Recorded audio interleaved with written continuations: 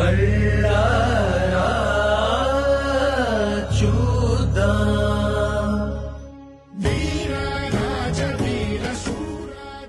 156 acres లో spread అయి ఉన్న ఈ temple world largest Hindu temple. 81 ఆలయాలు, 39 మండపాలు, 21 గోపురాలు, 7 ప్రాకారాలు కలిగిన ఈ ఆలయాన్ని చోళులు, పాండ్యులు, హోయసల, విజయనగర సామ్రాజ్య రాజులు కలిసి తరాలు పాటు నిర్మించారు.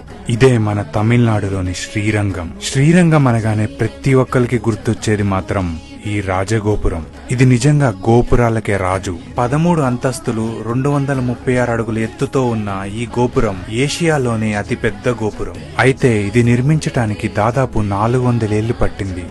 ఇంత అద్భుతంగా కలియుగ వైకుంఠంగా పిలువబడే ఈ ఆలయానికి ఒక విషాదమైన చరిత్ర కూడా ఉంది. 13th సెంచరీలో అల్లావుద్దీన్ ఖిల్జీ జనరల్ అయిన మాలిక్ కఫూర్ ఈ గుడిపై దాడి చేశాడు. ఇక్కడి భక్తులు, పూజారులు ఉత్సవ విగ్రహాన్ని తిరుపతిలో దాచి వీరిపై పోరాడారు. అలా గుడి మొత్తం రణరంగంలా మారి దాదాపు 13,000 మంది హిందువులు మరణించారు. ఇక్కడితో ఆగక మాలిక్ కఫూర్ సైన్యం బంగారు విగ్రహం కోసం వెతకసాగారు. వీళ్ళని డైవర్ట్ చేయడానికి వెల్లాయ్ అనే దేవదాసి డాన్స్ చేస్తూ సైన్యాధిపతిని మాయ చేసి గోపురం పైకి తీసుకెళ్లి చంపుతుంది. తను కూడా అక్కడి నుంచి దూకి ప్రాణాలను అర్పిస్తుంది.